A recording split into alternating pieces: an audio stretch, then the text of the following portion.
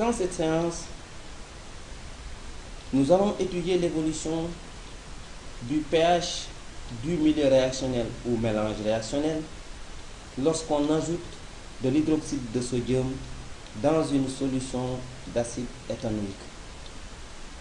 Cette étude sera un prétexte pour comprendre l'évolution du pH lorsqu'on ajoute une solution de base forte dans une solution d'acide ferme.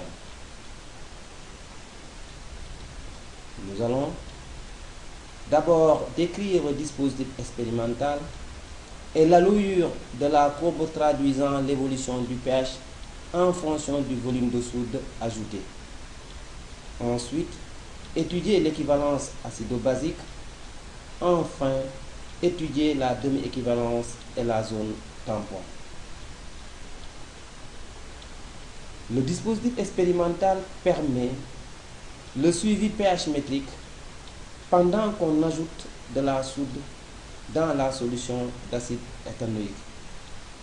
Il s'agit d'une burette contenant la solution d'hydroxyde de sodium de concentration molaire 10-2 mol par litre, d'un bécher contenant 10 ml de la solution d'acide acétique ou acide éthanoïque de concentration molaire 10-2 mol par litre, d'un pH mètre muni d'une sonde qui permet de mesurer le pH du milieu réactionnel, d'un agitateur magnétique combiné à un barreau aimanté qui permet d'homogénéiser le milieu réactionnel, d'une potence qui permet d'immobiliser la burette. Pour suivre l'évolution du pH du milieu réactionnel, on verse progressivement la solution de soude dans la solution d'acide éthanoïque.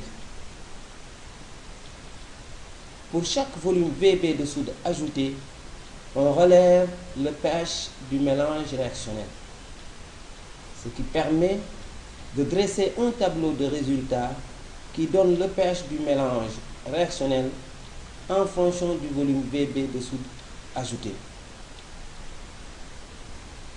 Le tableau de mesure permet de tracer la courbe traduisant l'évolution du pH en fonction du volume de soude versé.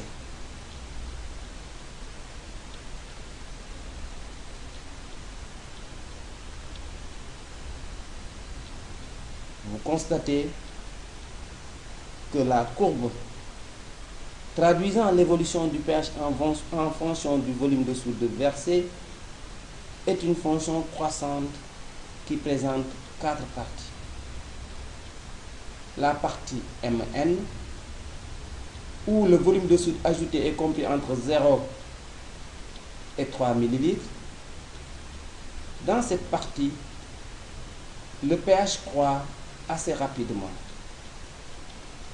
La partie Np, où le volume de soude ajouté est compris entre 3 ml et 9 ml.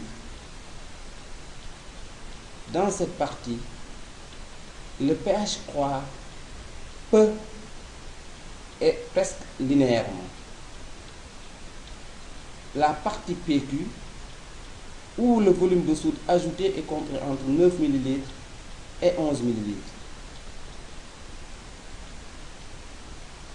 Dans cette partie, le pH croît brusquement. Cette partie est appelée saut du pH. Enfin, la partie QR, où le volume de soude ajouté est compris entre 11 ml et 22 ml. Dans cette partie, le pH croît peu et tend vers une asymptote horizontale. En outre, la courbe pH égale à F de VB présente deux points d'inflexion. Le point d'équivalence qui est contenu dans la partie PQ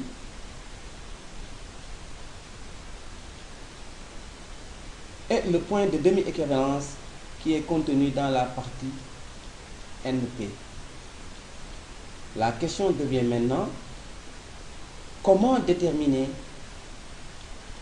le point d'équivalence et le point de demi-équivalence?